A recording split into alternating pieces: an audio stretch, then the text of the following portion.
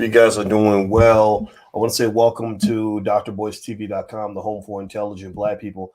So today on Dr. Boyce TV, we're going to talk about 5 ways to know that you're not free. Today is July 4th. So I thought that I would provide a perspective that will help you understand what freedom looks like, what liberty looks like.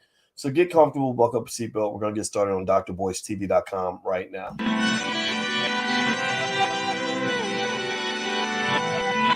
Here we are, clan the isms, cataclysm, great. Our people out here struggling, trying to make it in this state. Everybody out here doing it, but we the ones who late. Now family, we the ones who gotta delegate. Get that money in the power, never be fake. Stick to cosign for 3. What did he say? Create jobs, support our own. Educate the same and buy back your home. Got 3 degrees, triple 10. 3 PhDs, now we on the CNN. DBTV, let's talk about negligence. Ignorance is bliss, but we can turn it to intelligence. Believe none of what you hear, half of what you see. Let's break it down here on Dr. Boyce TV. Here we are.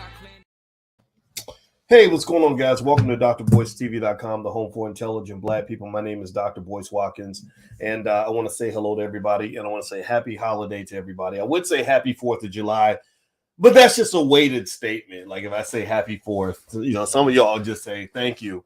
And some of y'all gonna say, what the 4th? Why would you celebrate the 4th? The 4th ain't no.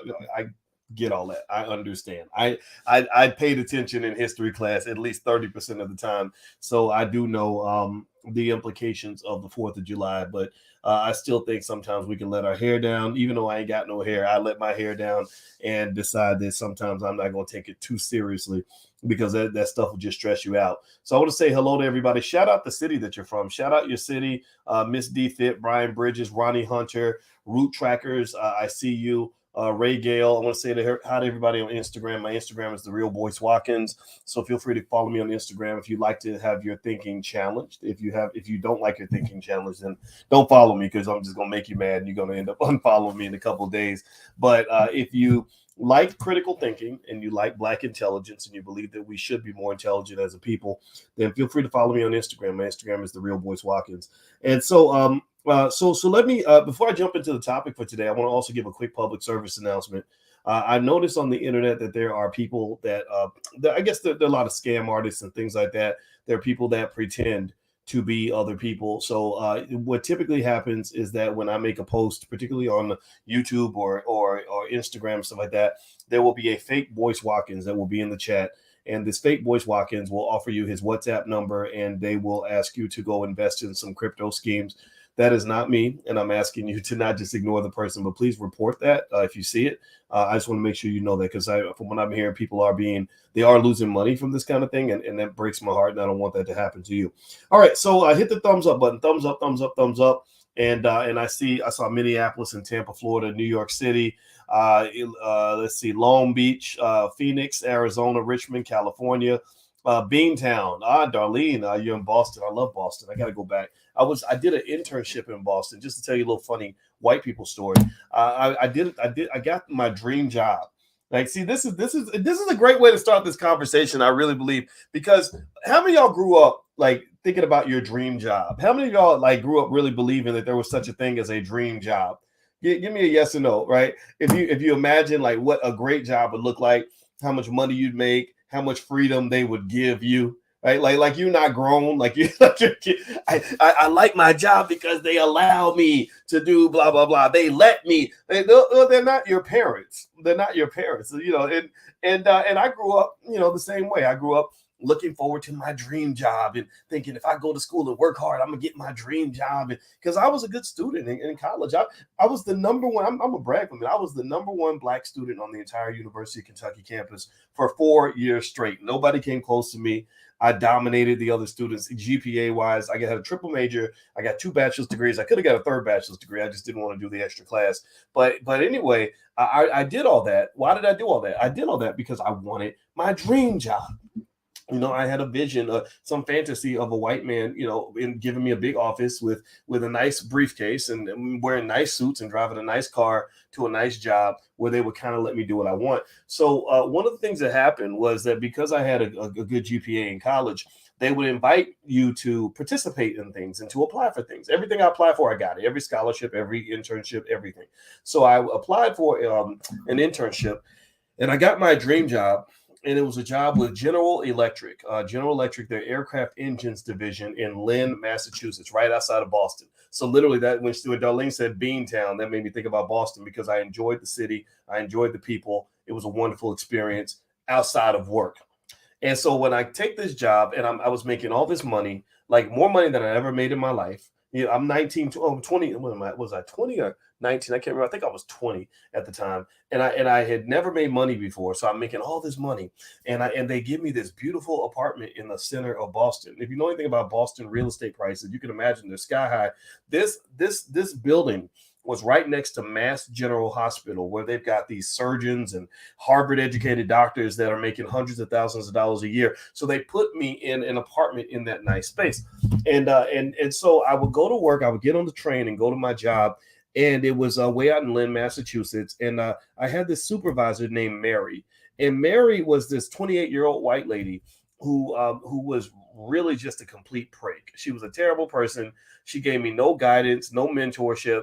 I hated that job. I got there, I was bored, I was confused, I didn't know what to do. I would go now. Back then, we didn't even have internet and stuff where you could just sit there. If we had Facebook and Twitter and all that, I would have been tweeting and Facebooking and YouTubing all day because I was so bored. But instead, because we didn't have all that, I would just go walk around the factory, hang out in the bathroom. It was just terrible. And that experience, I kid you not, that is when I started questioning just this whole dream job thing.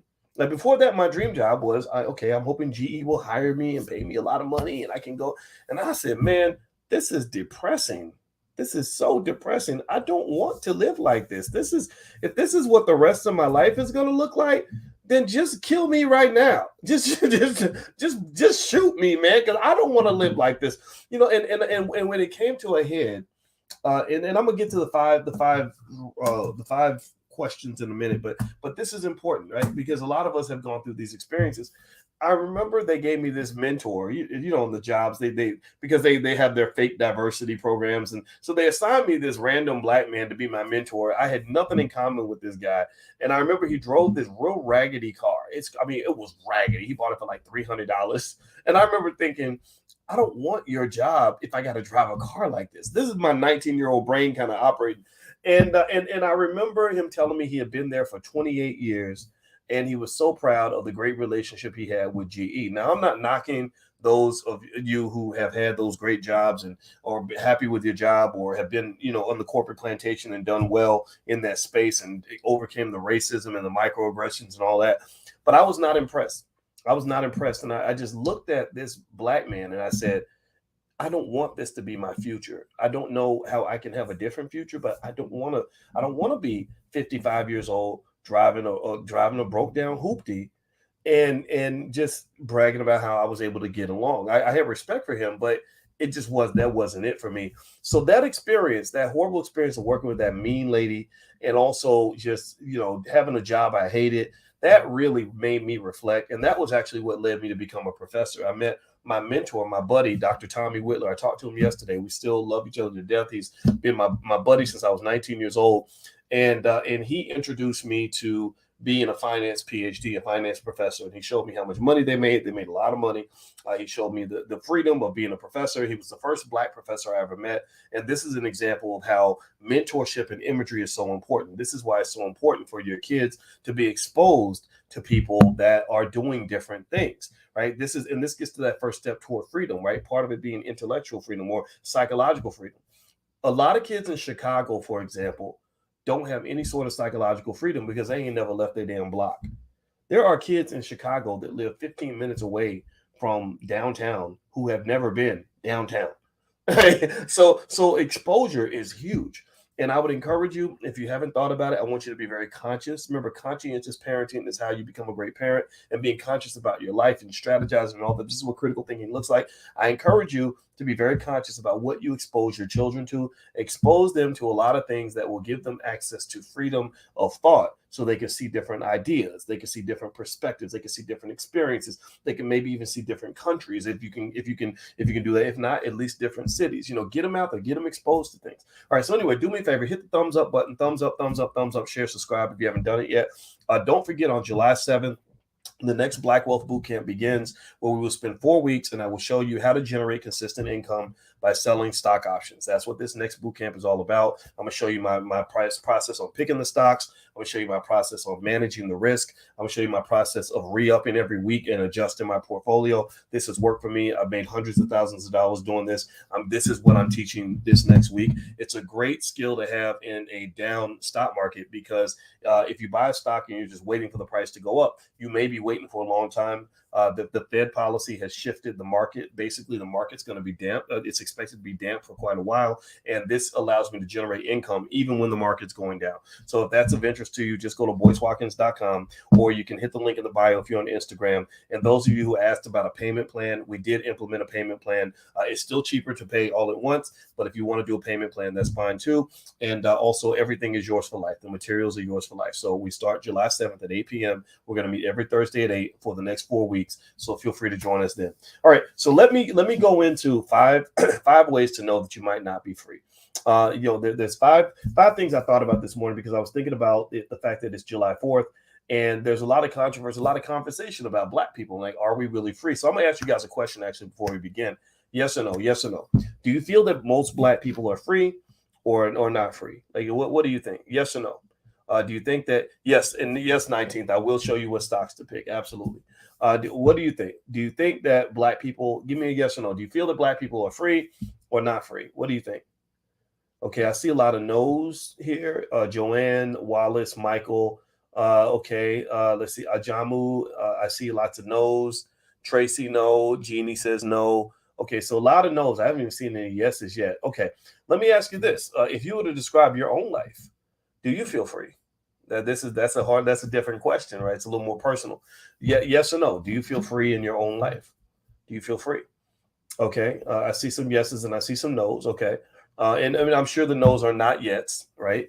And that's okay. It's all all of us go through that. Okay, all right. So let me give you 5. This is Dr. Boyce talk here. This is literally a framework that I put together in my head mostly this morning in terms of thinking about what freedom looks like. And I'm going to start with the definition of freedom. And if you look, so it's July 4th. Let's talk about freedom. It's supposed to be Freedom Day and all that stuff. And here's what freedom is defined as in the dictionary. Freedom is the power or right to act, speak, or think as one wants without hindrance or restraint. So according to this definition, freedom means that you have the ability to act as you want, to speak as you want, and to think as you want without hindrance or restraint. Also, another definition is the state of not being imprisoned or enslaved. Okay. And so we know that our ancestors that were slaves on the plantation didn't have freedom. My name Boyce actually comes from my great-great-great-grandfather, who was named Boyce by his slave master. So I got the connection, the direct connection. So when those reparations checks come in, they ain't going to be able to dispute my case at all. Okay. And so ultimately, we know that type of slavery existed. We know that type of slavery was real. But the thing about freedom is that freedom is not an on-off switch. Freedom is a continuum. If you think about it, you can have freedom at this end and slavery at the other end. Most of us are somewhere in the middle of this. And it's not just a continuum, but it's a multidimensional continuum, meaning that there's different measures of freedom. In this definition, they said act, think, or speak, right? But also there's things like financial freedom. Right? So sometimes you might have freedom in one category, but not have freedom in another category. Right? And so ultimately, I think that just being very conscious, when we talk about consciousness, we're always talking about being conscious. I'm conscious. Most people who talk about how conscious they ain't really that conscious, right? In my opinion. I think consciousness requires a lot of meditation. It requires a lot of critical thinking. It requires some knowledge. It requires you some exposure. Consciousness, and just generally speaking, it requires a commitment to the awareness necessary to be able to really critically analyze the environment around you. And I think a lot of us don't do that. I really believe that. And so one thing I'll say is that when you talk about hindrance or restraint, so in this definition, freedom is the right, or I'm gonna read again, the power or right to act, speak, or think as one wants without hindrance or restraint. So if you go back to Dr. Claude Anderson in his book Powernomics has an interesting kind of corollary in terms of the reason I love this book is because this book is a blueprint to freedom. Because one of the first things that Dr. Anderson talks about in this book, and we read it every Wednesday night in the book club. If you want to join, just go to boycewatkins.com. We're going through this book with a fine-tooth comb. We've been doing it for almost a year and a half now. We're going to keep going until we're done. And one of the things he says about power is that power is the ability to pursue your agenda despite the opposition of others, despite the hindrance of others. So when he talks about hindrance and restraint, right? Act, speak, or think without hindrance or restraint. Well, Powernomics to me is the antidote to the curse, to the disease of slavery. So the same way that slavery in America, corporate slavery and political slavery and all these other forms of slavery exist, well, that's the disease. Well, the cure is power. Power is the response to lack of freedom. The more power I have, the more I can free myself. You try to wrap me up in chains, I'm powerful, I bust out of the chains. You try to trick me psychologically, well, my mind is powerful. I'm a very educated man. I'm going to figure it out. I'm going to solve the puzzle and get out of that situation, right? Financially, you try to lock me down financially. Well, my power comes in the fact that I've got some economic security and I don't really, you can't really hold me down financially, right? You can't make somebody come to a job every day if they have an inheritance. You can't make them come to work every day if they've got financial security. You can't if they got multiple streams of income. You can't do that. So ultimately, at the end of the day, it comes down to kind of understanding how powerful are we as Black people. Some of you are powerful, some of you are not. If I were to ask you all the question, give me a yes or no. Do you feel that Black people are powerful in America? Do you feel that we truly are powerful, understand our power, and utilize that power in a way that gives us freedom? I think the answer is no. I really believe the answer is no. Now, by the way, you can get a copy of Dr. Anderson's books at powernomics.com. That's powernomics.com. That's his website. So please support him. The man deserves it. He's a wonderful human being. All right. So here's what my thoughts are when you talk about freedom. I would say that at least 5 criteria that you can ask yourself in terms of asking, am I really free in this life is, I guess the first question would be, can you do what you want when you want? So that means that if it's a Tuesday morning and your child says, hey, daddy, I want to go swimming today. Can you go swimming with your child, or do you have to say no because you got to go to work? Can you do what you want? If you can't do what you want, then you have to question how free you are, right? Or if your boss makes you mad, can you cuss your boss out and tell him to kiss your black ass and walk out the door? Or do you stop and sit down and just take it because you have a fear of what the consequences are going to look like? Well, that means that in that particular situation, you've given away a little bit of power. And in some situations, giving away power is required and necessary. Sometimes you give away power to have more power. So let me give you an example. I'm more powerful with my wife. I am more powerful because as a team, we can get things done. We have over $1 million in real estate. We've been able to kind of really do a lot of fun things as human beings, as a couple, as a team, that we couldn't do individually. That doing it individually would have been much tougher. She makes me smarter. I make her smarter. We both got, we both have a lot of education, and we pick each other's brains, right? So, but here's the thing, I can't always do what I want. Getting married means I had to make some sacrifices. I had to make some trade-offs. I had to give up some power to have more power, right? So sometimes having more power as a team means giving up some of your power and freedom as an individual. And a lot of people don't get that. That's a real subtle point, but I really want you to process that for a minute and look at the broken Black families and look at all the power that our community loses due to a lack of unity. You get 2 people get together, they make a baby, they start fighting. Next thing you know, the baby ain't got no parent. They got a single mama trying to do it all, and daddy's off doing whatever, only God knows what, right? And that child is going to suffer. The family's less powerful because those two cannot get along. A lot of us believe, and this is where white folks get inside your head. This is where they take away your intellectual power. They get inside your head and they convince you that all that matters is what the individual wants. That all that matters is that as a woman, you have a right to do what you want to do whenever you want to do it, and can't nobody tell you nothing. Or as a man, F these hoes, I can do what I want. Ain't no woman gonna tell me what to do. I ain't gonna be out here simping. I'm gonna be the man. I'm always I need y'all to submit. I need to bow down, bitches. Like you get that mindset, right? And because people are so committed to what they want as individuals, and they don't want to give up that individual power, they never get to experience the joy of collective power. You can't. It's very hard to have collective power if you are addicted to individual power. So this concept, this Americanized concept of rugged individualism, I'm gonna do it all by myself. I'm a strong woman. I don't need no man. All this other nonsense that they try to put into your head, all that does is that kills your power, because now you ain't got no man to help you. My wife, I help my wife. I defend my wife. I would fight for I would kill and die for my wife and the children. And but if she was up here talking about I don't need no man, well, then I'd be like, okay, well, I guess I'll just find somebody who needs me. You apparently don't need me, so you can fight the thugs off on your own. You can pay the bills by yourself.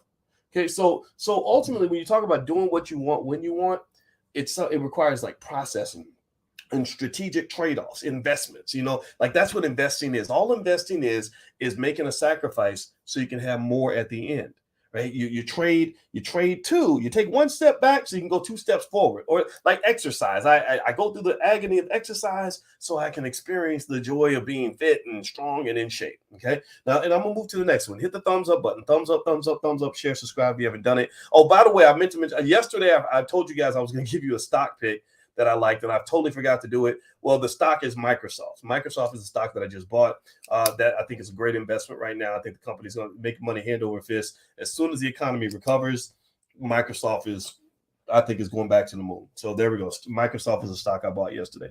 All right. So next, the next measure of freedom is, can you say what you want? Can you say what you want? So in this world, do you feel, yes or no, do you feel that we have a society that promotes the freedom of speech? It's a basic premise. Everybody's supposed to have it. It's supposed to be everywhere. Do you feel that in our society we have freedom of speech? What do y'all think? Yes or no? Okay. I'm going to say no. I'm going to say no. I don't think we have freedom of speech. I think that freedom of speech is something that you have to fight for. You have to have power to have freedom of speech. And so if you talk about freedom of speech is something that does exist for some people, but you have to be in a position to really, truly obtain it. It's not something that's given away to everybody. It's not a welfare check. It's something that people have to really fight for, something you have to earn.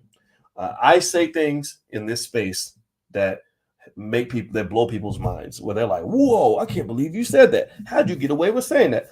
And really what would go through my mind is, well, the reason I do that is because I don't work for a corporation like you do, so you can't say what I can say. And you can sit back. You better be quiet. Don't you go to work and repeat Boyce Watkins language at your job, because I am the guy that will get you fired from your job. And so ultimately, when you're talking about freedom of speech tends to exist mostly for those who are financially secure enough that you can walk away from all the financial traps that are out here to keep you quiet. Because in corporate America, you say the wrong thing, it's over. I told you guys, I was very transparent. Last year, there was a group called the A.G. Gaston Foundation. I believe that's what they're called. They're down in Birmingham, Alabama. Wonderful people. I really like them a lot. I gave a speech for them, and because I admire A.G. Gaston immensely. I think every black child needs to learn about him. He was a very wealthy man in the 1940s. This black man did amazing things.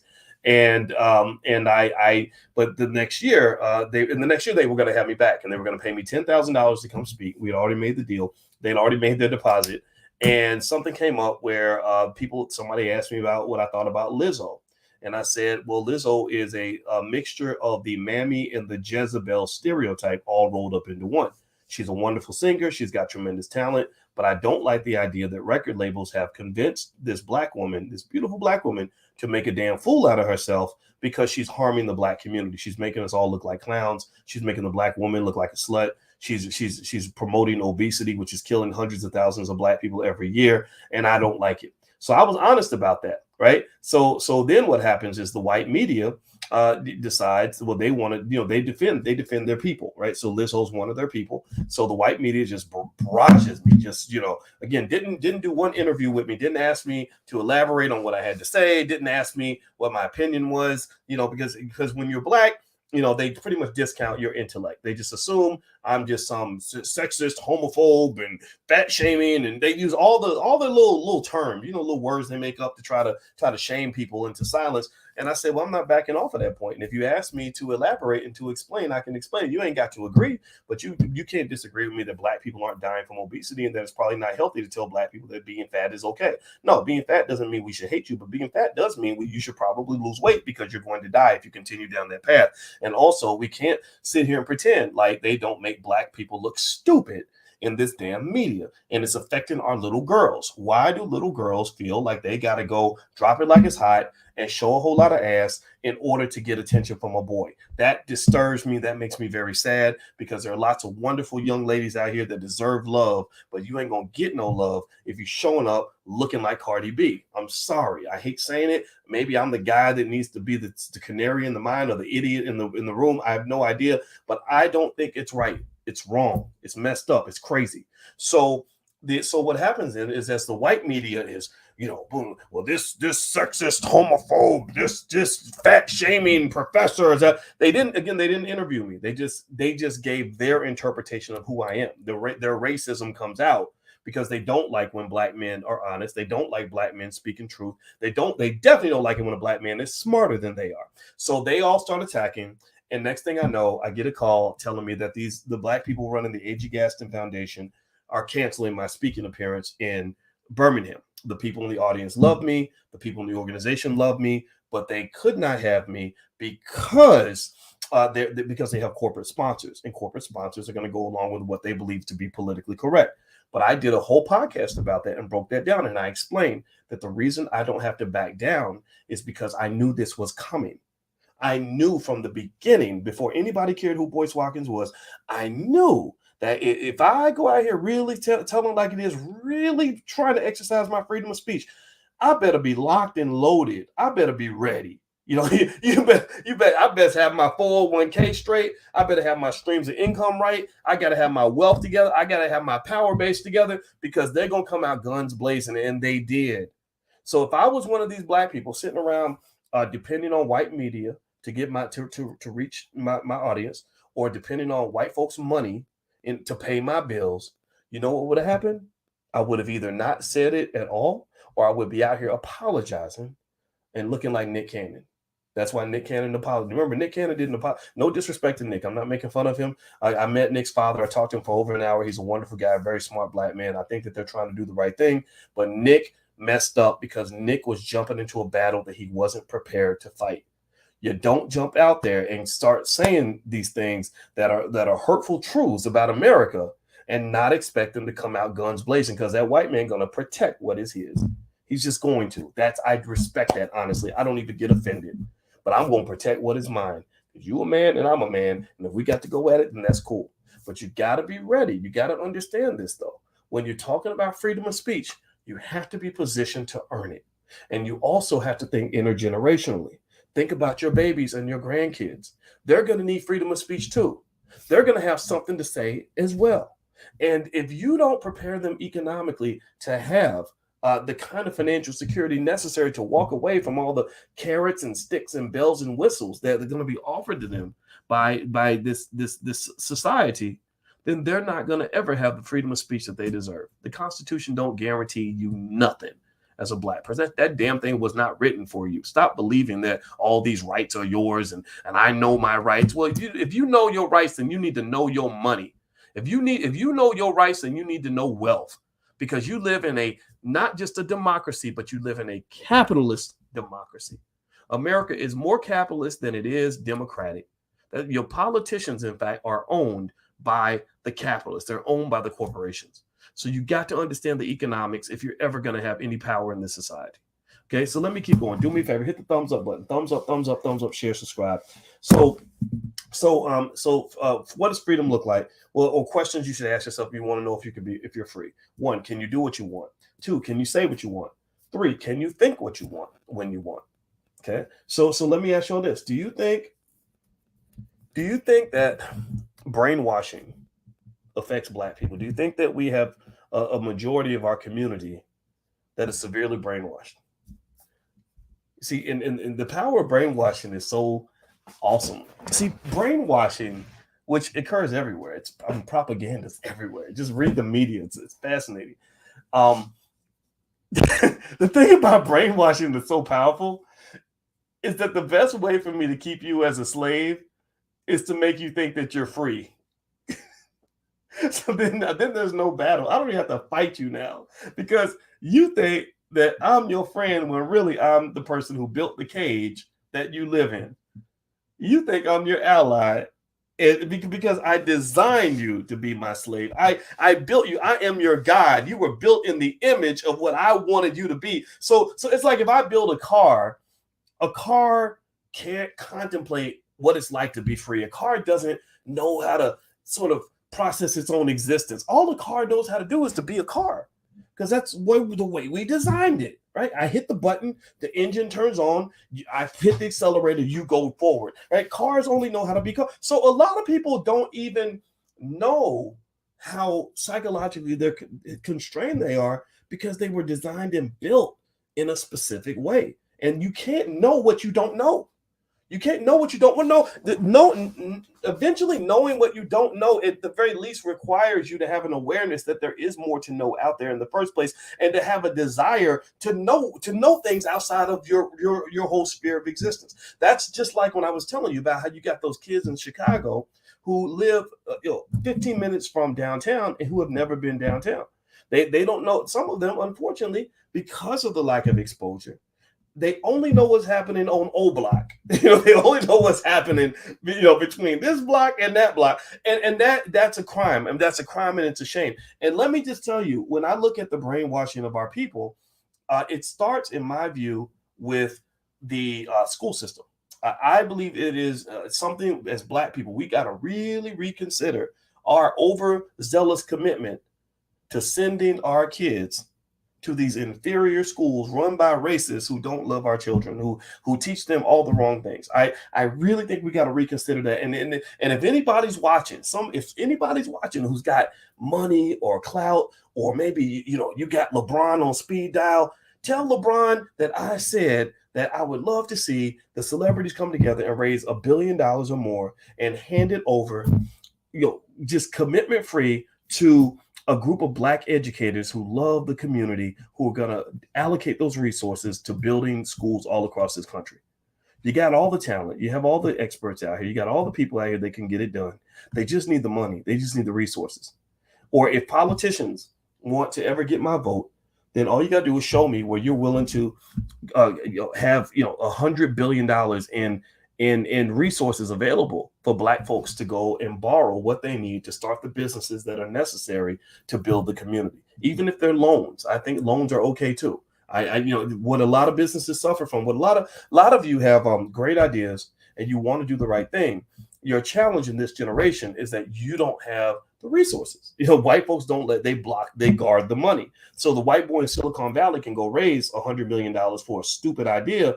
You got a good functioning business and you can't even get $100,000. That is criminal. That is wrong.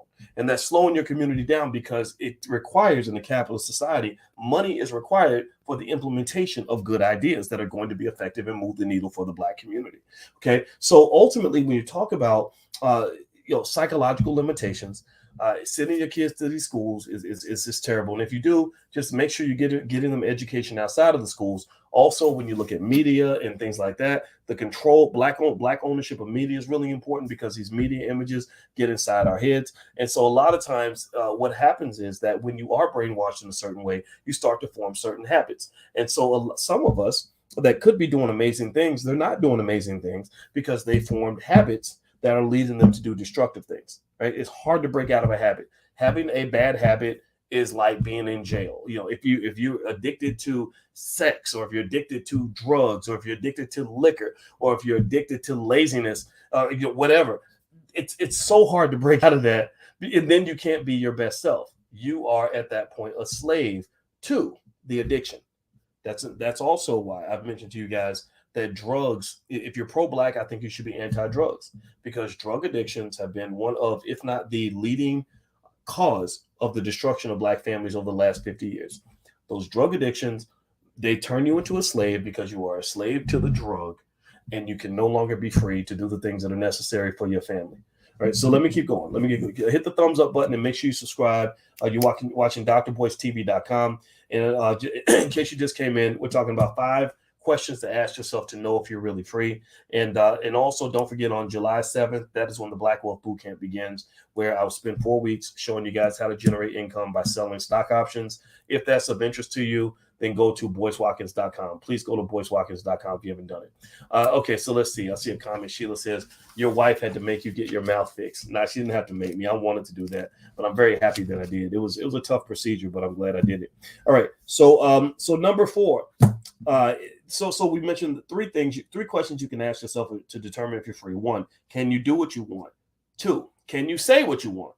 3, can you think what you want? That requires your ability to overcome the brainwashing. And also exposure. Expose your kids to different ideas so that they can have different thoughts and different perspectives.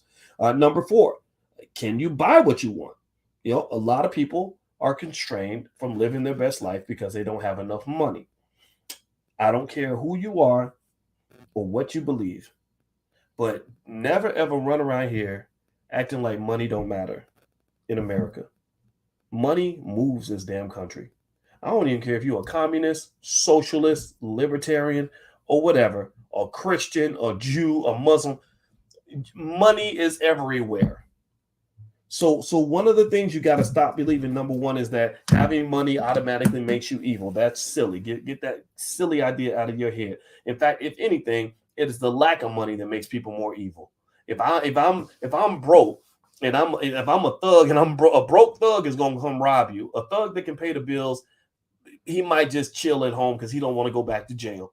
But a broke father who can't feed his kids is going to go do whatever's required to feed his kids. So stop acting like money makes you evil. I would say it's the lack of money that can actually make you more evil. And then generally speaking, if you're an evil person, you know, more money might make you more evil. I have no idea. So that part is up to you. But at the end of the day, I really think we have to reframe our view of money to the point where we understand that the control of this powerful resource is one of the keys to our liberation.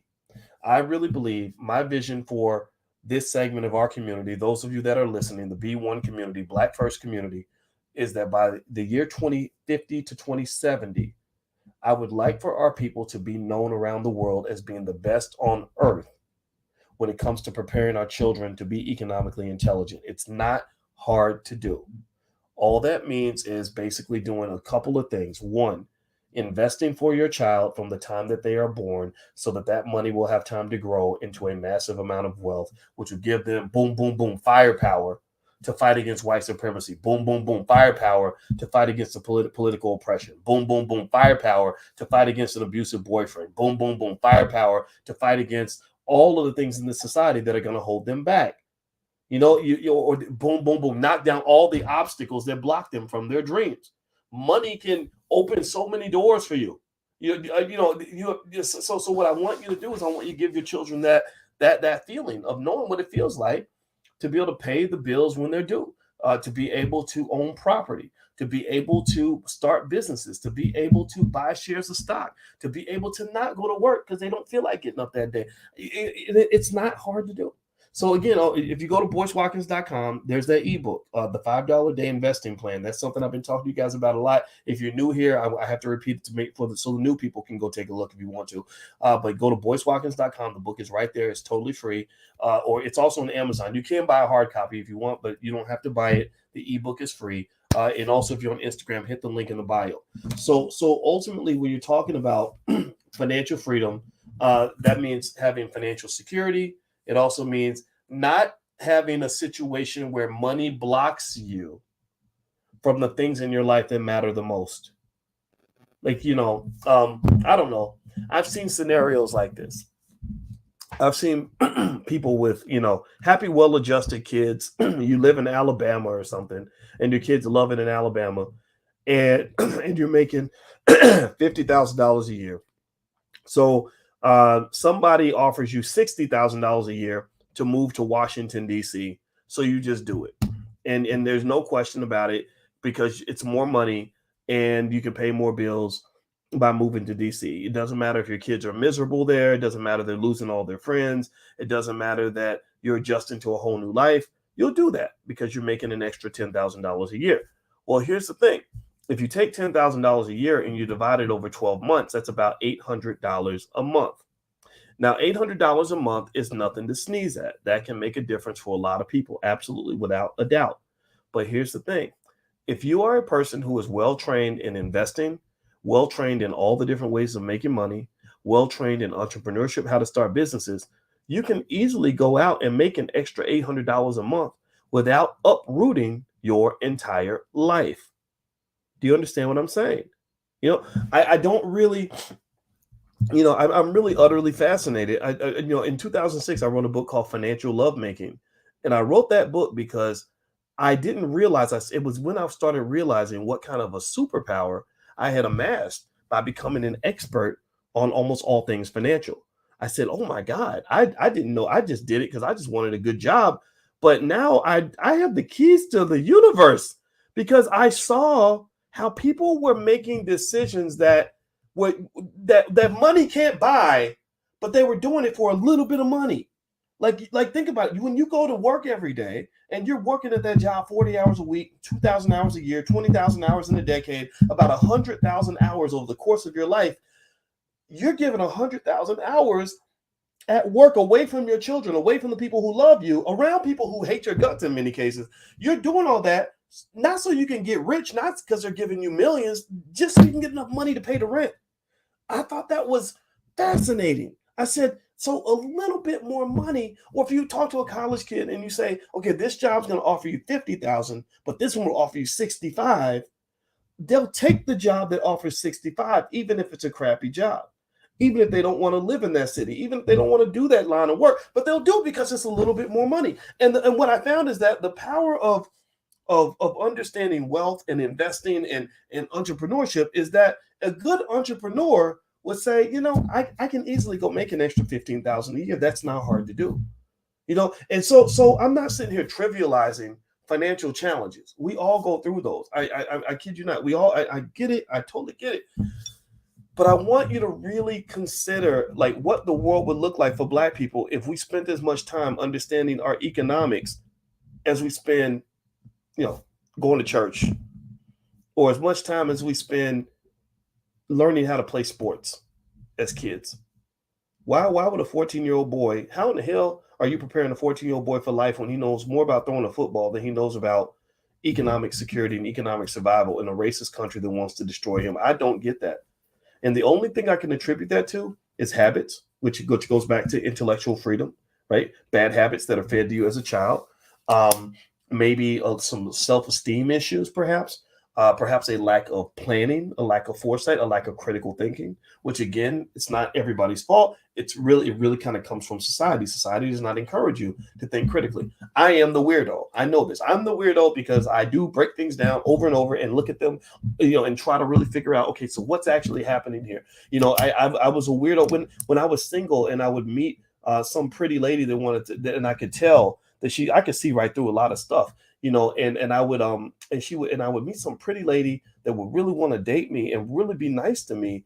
And I could tell that she wanted to be around me because I have a lot of money and a lot of power. And I would just sit here and I would think, this is so fascinating to me that you're going to give me access to your vagina, which is really valuable. I mean, Black woman's womb you can't buy the value of the Black woman's womb because that's the key to life, and I'm thinking you're going to give me access to all of that. And like, I could kill you. I could beat you. I could destroy your life. And you don't even know any of that because you are blinded by the fact that I have money and I have power. And that is what you want to be next to. But what if you had your own money? What if you had your own power? If you had all those things, then you wouldn't necessarily need to do whatever I tell you to do in order to get close to mine. So to me, again, I'm probably old fashioned on this, but I think that's the job of your daddy.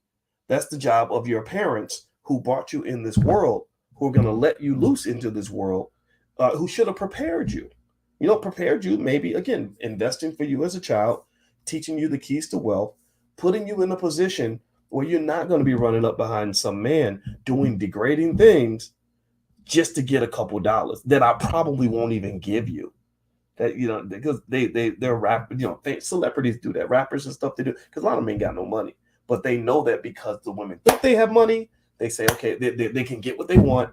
And then if at the end of the day, maybe he buys you a cheeseburger or something, but it's not like you're actually getting the money, right? So I just really think that ultimately, if you're talking about freedom, you got to include financial freedom in there. Let's go to number 5. Number 5 is the fifth question I would ask is, if you want to know if you're free, is can you transform your life or yourself the way you want to? Can you make the transformation? If you decide that you want to make either a small transformation or a big one, are you able to do that? If you're overweight, can you lose weight? Do you have that ability to get it done? If you are living in San Francisco and want to live in Detroit, can you go make that happen? If you don't understand a topic and you want to get good at it, do you have the ability to make that happen? And that comes back to power, which comes from a type of discipline. And discipline is really, really important when you're talking about really creating the life that you want. What I've learned is that it's really hard to change. Transformation is really difficult. And some of us become slaves to our habits. We become slaves to our addictions. We become slaves to our limited thinking. Some of that may even come back from childhood. I have childhood limitations that were put on me as a kid that I have fought like hell to try to overcome. It is hard as hell. When I was overweight, much more overweight, I'm still not where I want to be. But when I was really overweight, it was really hard to lose weight. I would try different things. I would try to get a little bit. It just didn't work. And what happened was, what let me lose weight was when I allowed my wife to tell me what to do for a while. I gave up that power so I could then have another type of power. I told her, I said, look, I'll eat what you tell me to eat. I'll run when you tell me to run. I've tried everything. I can't do this by myself. I need your help. And she said, okay. And so we started running together. And next thing you know, the weight started falling off. And what I learned from that experience was that in order for me to transform into the person I wanted to be, I had to do the impossible, which was to be a different person. And the only way I could be a different person was to allow a different person to tell me what to do. So I allowed her to almost like a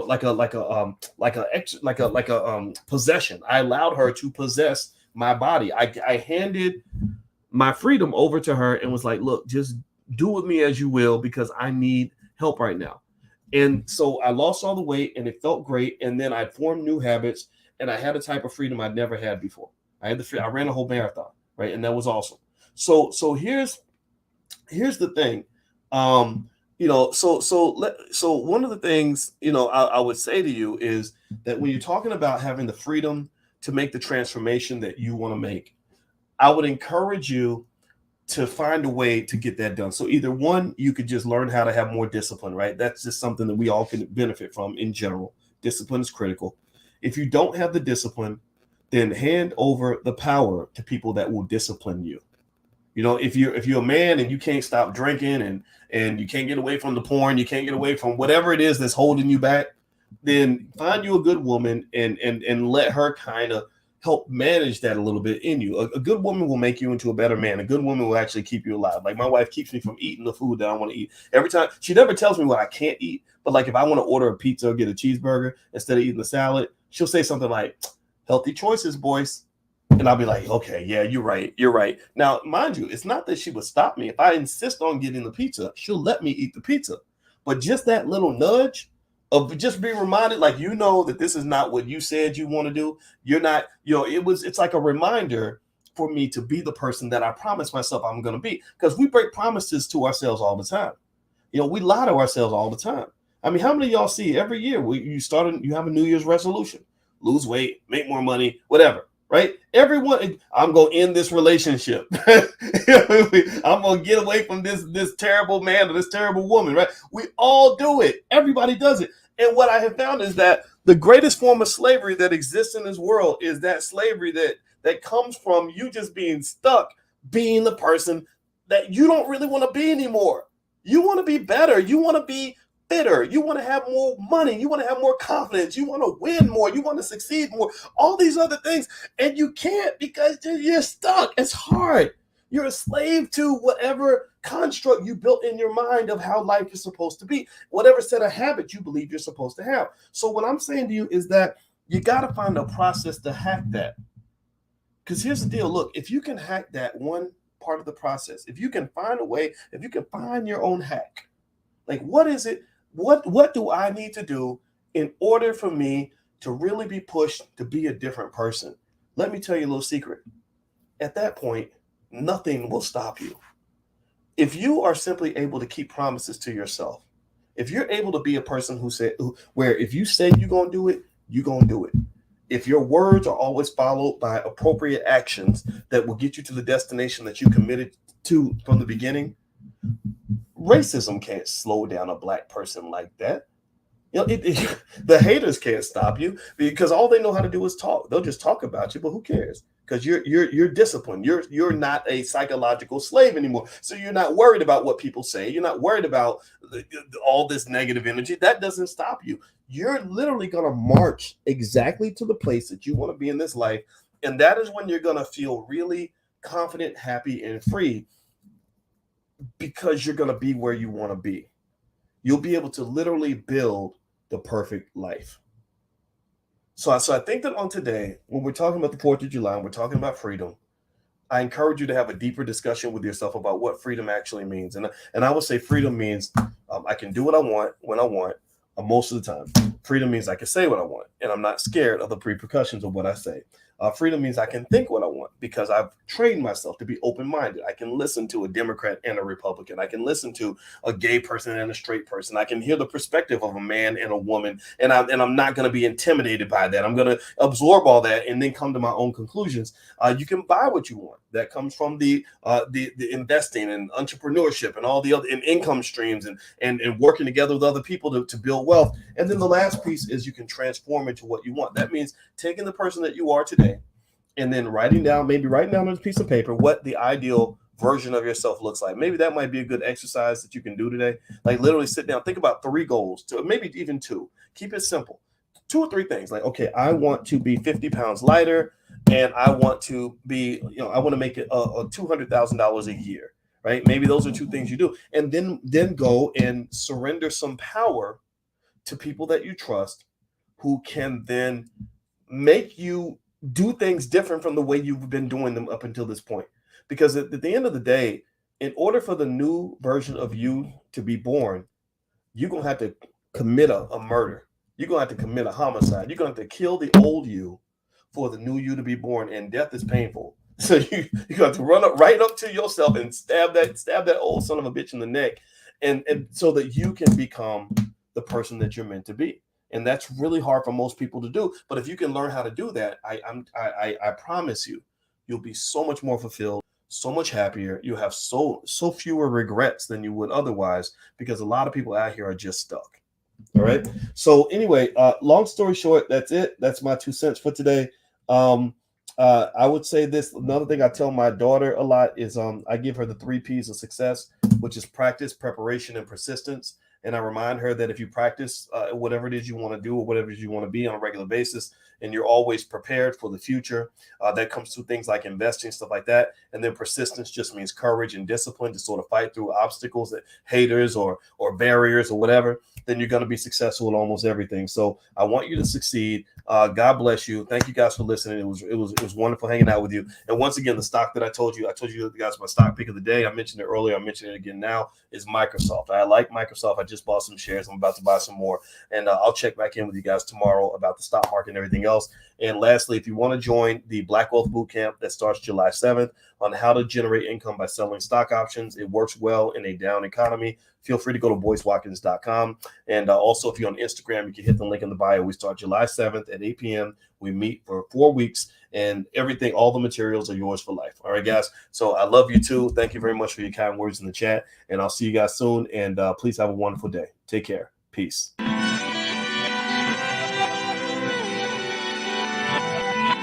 Here we are, clan the isms, cataclysm great. Our people out here struggling, trying to make it in this state. Everybody out here doing it, but we the ones who late. Now family, we the ones who gotta delegate. Get that money in the power, never be fake. Stick to cosign for 3. What did he say? Create jobs, support our own. Educate the same and buy back your home. Got 3 degrees, triple 10. 3 PhDs, now we on the CNN. DBTV, let's talk about negligence. Ignorance is bliss, but we can turn it to intelligence. Believe none of what you hear, half of what you see. Let's break it down here on Dr. Boyce TV. Here we are.